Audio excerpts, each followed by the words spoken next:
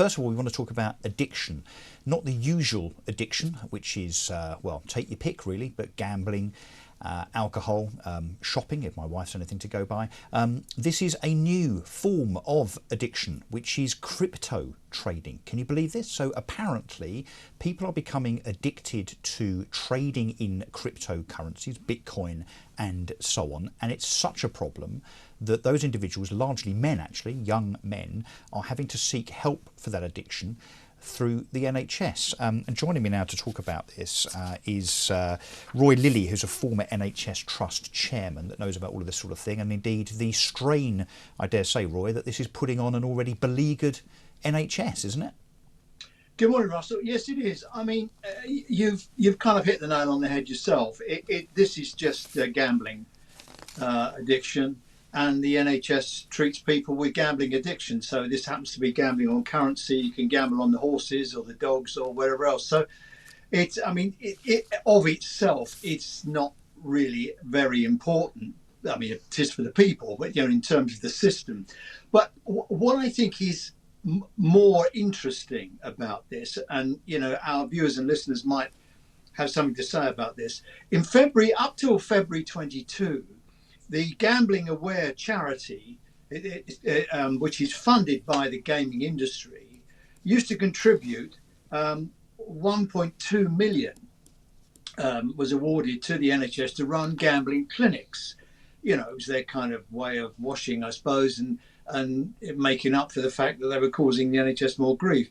Well, that, in the end, the NHS stopped accepting that money.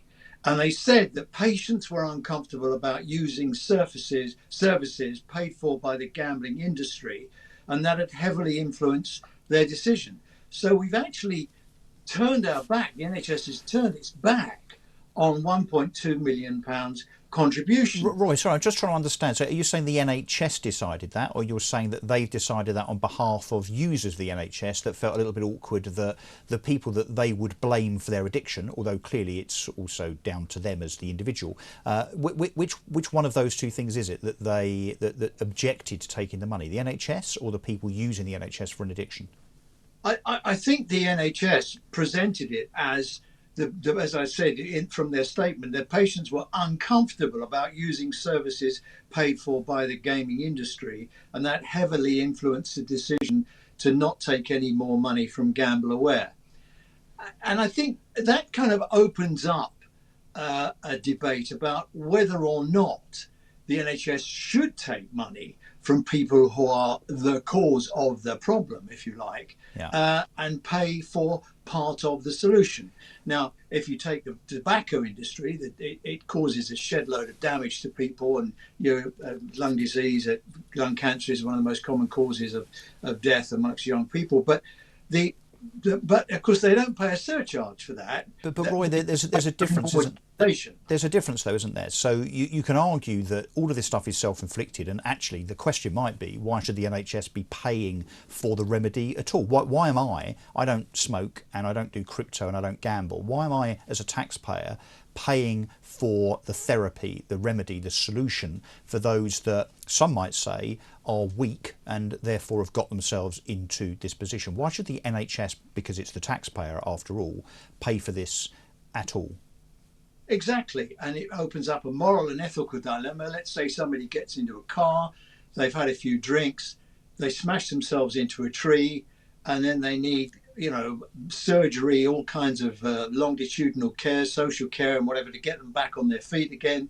Should we pay for that? You, I, the taxpayers, or should we say to the individual, you got yourself into this mess, you need to get yourself out of it? And I think, Roy, when it comes to the self-inflicted nature of cigarettes and alcohol, those things attract a huge tax to the exchequer. So there's an argument that if the government is taking billions of pounds in tax from tobacco and another goodness knows how many billions of pounds in tax from the alcohol industry, that money then goes into the NHS to kind of pay for the care of those people that decide to smoke and get themselves into health problems. Yes. Well, but with crypto and gambling, I mean, gambling, I suppose there's a tax, but with crypto, actually, this is something that lots and lots of people have made billions of pounds from. And obviously, I don't want to discuss the merits or otherwise of crypto. I'm not here to advocate that one way or the other. I don't know enough about it, frankly, but this is something that people are getting addicted to, that we as the taxpayer are directly having to pay for as extra money, isn't it?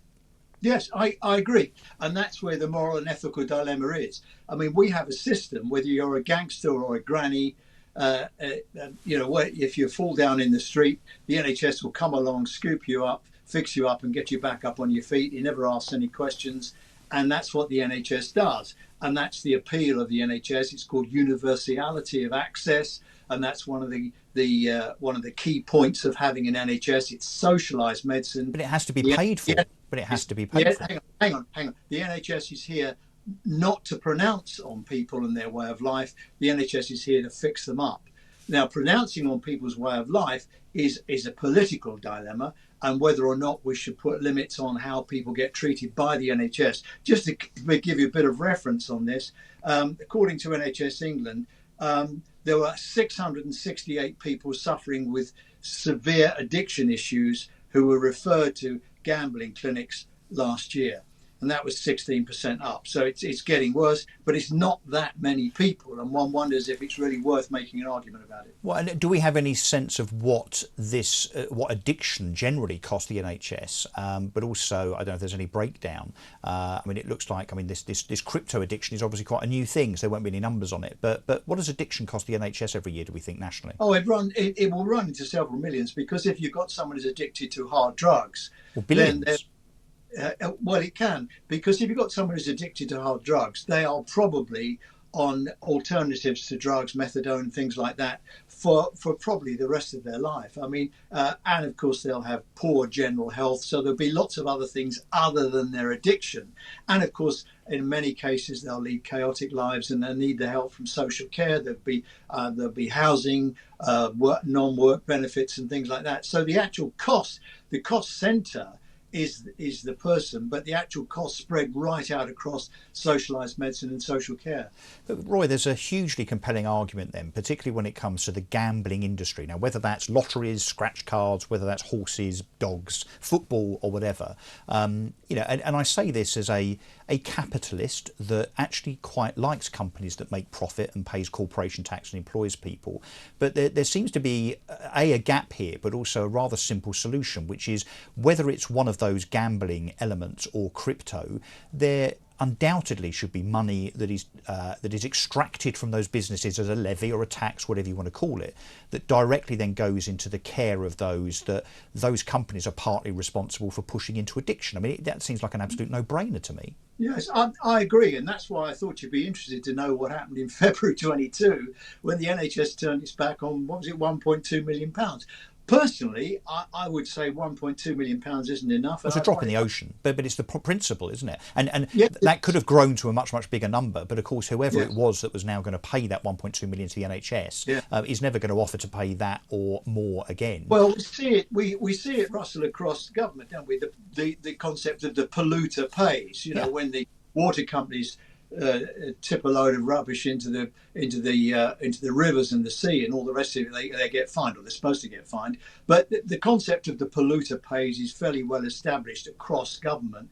Whether polluter is not quite the right word, but the concept of the polluter paying for the consequences of whatever it is in people's lives in the NHS, is that something that we would want to see more of? So who is it that made that decision in terms of the £1.2 million being rejected? I mean, that wouldn't have gone to ministerial level. That wouldn't have been presumably a politician. Are we saying that there's a civil servant somewhere that in some kind of moment of wokeism decided that even though that £1.2 million could be directed towards remedying addiction or at least mitigating the causes of addiction, they've decided through their own kind of political reasons not to take it from a sector that they believe is a little bit evil? I mean, who is this person? Well, I can tell you the decision was made by NHS England, so it was probably a corporate decision arrived at, by some committee or other. I mean, there is the head of mental health services, a woman called Claire Modoc. I mean, she runs a big mental health service herself in London, and she's a very sensible and seasoned woman. But the interesting thing is that you are right. I happen to know that this decision was not signed off by ministers. Okay. Well, I suspect that if it had, and actually if it had been signed off by a proper Conservative minister, it wouldn't have been signed off at all, because actually the opposite should be happening here. As you say, polluter pays. Those that are partly responsible, obviously the individual needs to take self-responsibility. If you're an alcoholic, like my mother was, she died of it, she has to take that responsibility. Yes, it's a disease, and yes, it's hard to not be an alcoholic because you're an alcoholic for life. However, individuals need to take a responsibility, but those that help enable, particularly the likes of gambling companies and so on, clearly also should be taking some responsibility financially to help remedy this. Roy Lilley, thank you very much indeed for joining me. Thanks for your time.